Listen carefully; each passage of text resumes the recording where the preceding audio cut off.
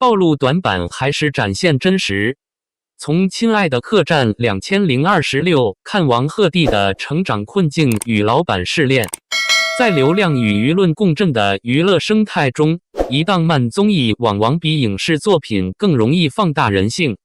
最新一期《亲爱的客栈2026》播出后，围绕王鹤棣的争议迅速发酵，不爱看书、不懂养生，与团队略显疏离这些被剪辑放大的细节，让他一度陷入是否适合当老板的公共讨论之中。然而，当我们抽离情绪，从职业发展、成长路径、综艺叙事以及公众期待等多个维度去观察，会发现这场争议远比表面复杂。节目中的房车书店情节成为本期最具争议的片段之一。当一位旅居书商邀请王鹤棣挑选书籍时，他的迟疑与表达不清，被不少观众解读为缺乏阅读习惯，甚至文化素养不足。一句想要一本能读得下去的书，在综艺语境中本是轻松的表达，却在舆论场中被赋予了更多含义。与此同时，另一条争议线来自养生文化冲突。面对秦岚精心准备的养生果汁与泡脚安排，她的抗拒与不适被解读为缺乏生活品味或抗拒自我管理。更关键的是，在老板角色维度，他与沈月、徐志胜等人之间的互动，被部分观众认为存在距离感，从而引发领导力不足的质疑。这些片段构成了舆论的三大焦点：文化修养、生活方式、职业能力。但问题在于，这些标签是否真实等同于一个人的能力与潜力？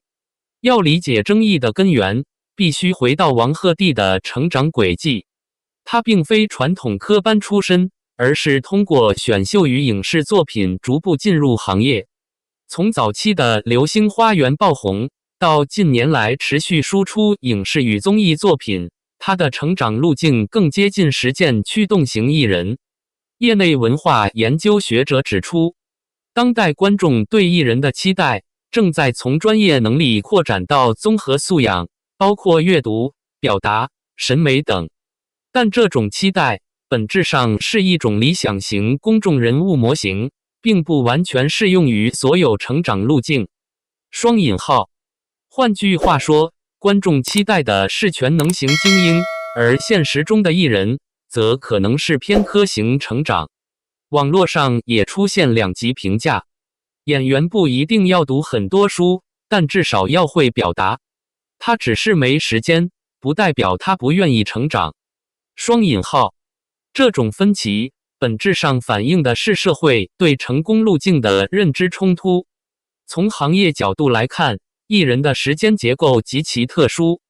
据业内经纪人透露，一线艺人的日程通常呈现出碎片化加高强度特征，连续拍摄周期长达数月，商业活动与综艺录制穿插进行，睡眠与休息时间严重不足。在这种情况下，系统性阅读反而成为一种奢侈。心理学专家分析指出，阅读是一种需要持续专注的认知行为，而高频切换的工作状态会显著降低个体进入深度阅读的能力。双引号。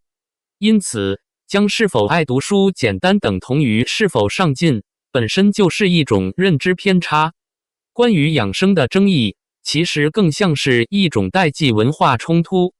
秦岚代表的是一种成熟、稳定、注重健康管理的生活方式，而王鹤棣则处于高压、高消耗的职业阶段。医学专家指出，长期处于高强度工作状态的人，身体会形成对快节奏的适应，一旦突然进入慢节奏调理，反而可能出现不适。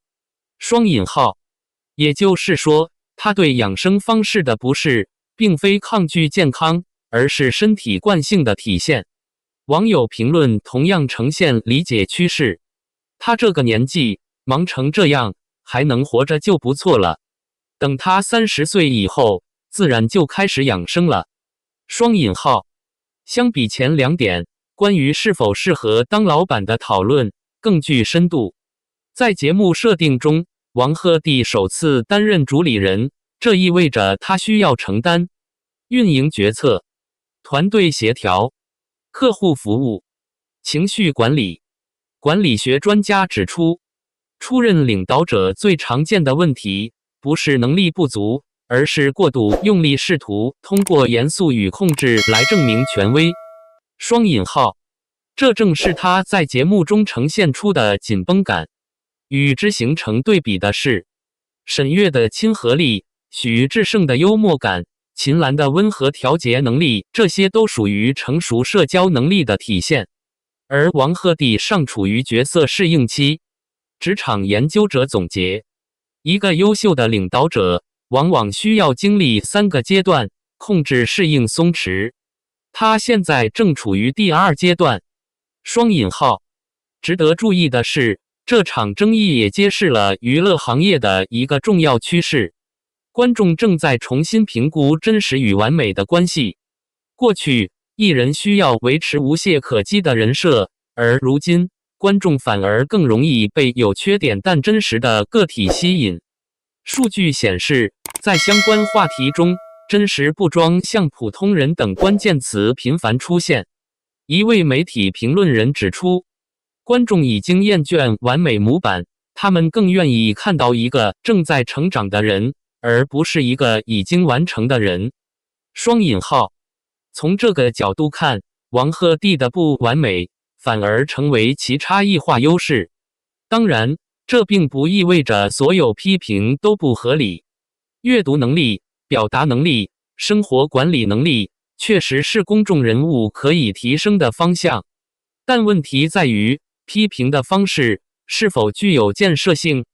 社会学者提出一个观点：真正有价值的批评是指出方向，而不是否定个体。双引号。在网络讨论中，也有更理性的声音，他可以慢慢学，但没必要因为一段综艺就否定他。成长是过程，不是考试。双引号。结语：一个正在成长的非典型老板。回到最初的问题，王鹤棣适合当老板吗？答案或许不是是或否，而是还在学习中。他不爱看书，不懂养生，管理略显生涩，这些都是事实，但同样真实的还有他的责任感、执行力与真诚。在高压娱乐工业中，他不是一个被精心打磨的完美样本，而是一个在不断试错中成长的年轻人。或许比起要求他立刻成为理想型老板，更值得期待的是，他如何在未来的时间里逐渐找到属于自己的节奏与方式。毕竟，真正的成熟从来不是一夜之间完成的，而是在一次次被质疑、被审视、被理解之后慢慢长出来的。